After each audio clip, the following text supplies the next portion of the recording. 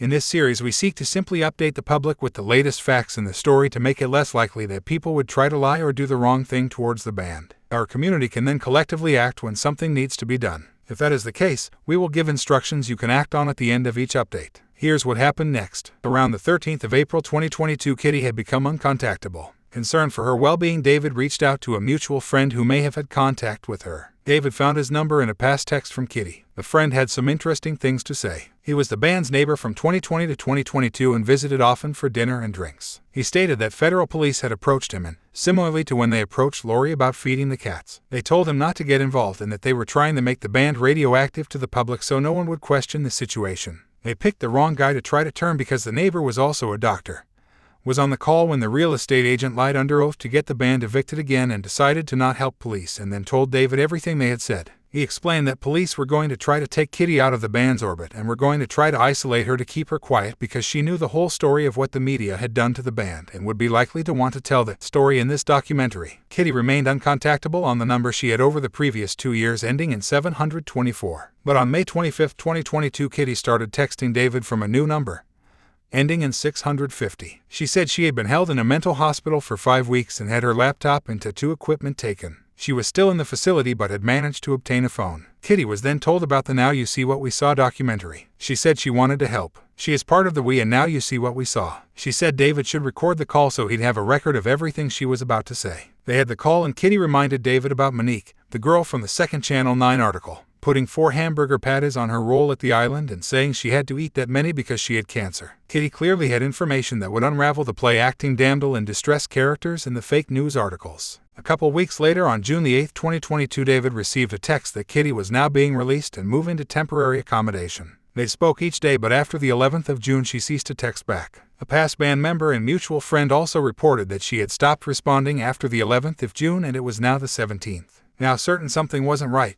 On Tuesday the 21st of June, David called the facility Kittie had been discharged from on the 8th to find out where she may be admitted and see if she was okay. From general information, he was able to determine that she might be in the Sunshine Coast University Hospital. He was right. He called and spoke to her. She had been admitted, lost her phone ending in 650 and gotten a new phone which they'd taken, copied the phone numbers out of and locked her in maximum security without a mobile phone. They put his call through to the ward to see how she was doing, and she admitted she was held without a mobile phone and had a court date coming up on Friday the 24th, but no one had helped her to organize a lawyer. David stated that he would organize the forms for her and would call her back 2 days later and make sure the matter was dealt with properly on the Friday. The nurses knew about the scheduled call time and knew it was about getting legal aid to help and appoint a lawyer. However, when David called back at the scheduled time on Thursday the 23rd of June, the nurses refused to put the call through to help her obtain a legal representative and claimed she was too unwell to take the call. This seemed suspicious and linked back to what police had said to the band's neighbor the previous month about wanting to get Kittie incarcerated to keep her quiet. David wrote a letter to the court, a link is in the description, explaining what had happened and the reason why Kittie had not been able to obtain an impartial lawyer yet. The court date on Friday was adjourned for another month. After all this, David called a mutual friend who lived nearby to the facility. She might be able to visit. The facility was now blocking calls that were requested by Kittie to assist her with a legal matter. David and Kittie's friend then helped by going on a group call to the facility and got straight through without any effort. The friend then asked if Kittie wanted David's number since nurses had taken her phone and she said yes. She said she needed help with legal aid and wanted David confirmed as her next of kin with the hospital, so they had to put through the calls, but nurses then began playing God by refusing to recognize her choice of next of kin, even though she had a sign that rolled to him via text weeks earlier. But worse, Kittie told her friend that she was in fact well enough to take the call on Thursday, but it appeared that the nurses had not even told her about it and left her without a lawyer for the court case. This was now illegal. They were trying to stop her talking in this documentary after she said she wanted to. Because of the seriousness of the situation, the friend arranged to visit her that day with backup. She and David arranged to bring Kittie a treat bag of chocolates, snacks and shampoos and a pizza for comfort while she was locked up. On both the Tuesday and the Friday she sounded well and calm on the phone, just locked up in isolation. The next day, on Saturday, June 25th at 1:13 p.m., she had called out to David's phone and left a voice message. She sounded overmedicated and had to have assistance from someone to make the call. Remember, this is someone whom Channel 9 wants to keep quiet. David called her back. The nurses blocked the call and seemed frustrated that Kittie had usurped their will and been able to reach out for help.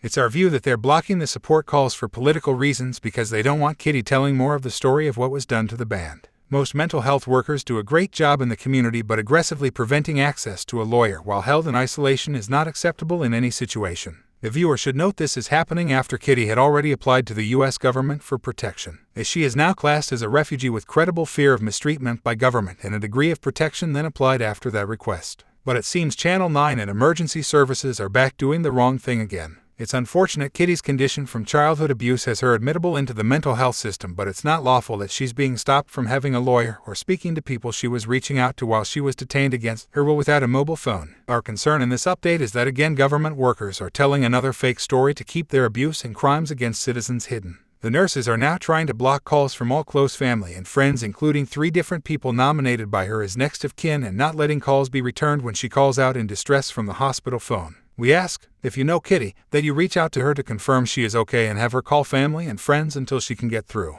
Our team is motivated to finish the documentary and get this latest information into the public around the facility so people start asking questions about their conduct towards the people in this self-help series who have already been classed refugees from this exact sort of treatment. As a positive twist on the overall arc of the story this month, while working on sourcing more photos of the island David contracted in 2015, it turns out the backup property Victor Island is back up for sale along with Temple Island itself. This property was the band's base in 2015 and was always the best solution for a noisy rock band with a 24/7 live stream. Staying true to the initial vision and her most recent texts, Kittie should be living on an island with her own house on site, a private nurse, comfort animals, drawing stationery, a drum kit, fresh food, open air, free use of her phone, and be free to travel and play shows with the band, as has been her request many times over the past few weeks. She loves the band and she misses it, and we miss her playing. She now has the medical support she needs, but they should not be using her condition for overt control and isolation, because after what the band's neighbor said a few weeks earlier, the isolation is likely to be for political reasons, evidence tampering, and nothing to do with her health. The exciting news is easy guitar classes are growing every day, now nearing 50 students, and so to get the band back playing and the band's drummer free to live and also receive any treatment she needs, they only need 5 to 8 more a day to get the 800 students the band needs to buy Temple or Victor Island and give Kittie the keys to her new life. And if you'll let us, have some live events on the beach where everyone in the student group can come along. Join us this week. Fill out the form at easyguitarclasses.com. All proceeds from classes go towards this cause in the near future. Thank you everyone already in classes. It is our privilege to serve you. We appreciate you letting us bring you the information in this latest update, as the band's safety relies on them staying in the public eye. See you in the next one. Hopefully, it can include Kittie's first interview, because if she says yes to one of the questions, Shayla Chandler will be arrested for an actual crime.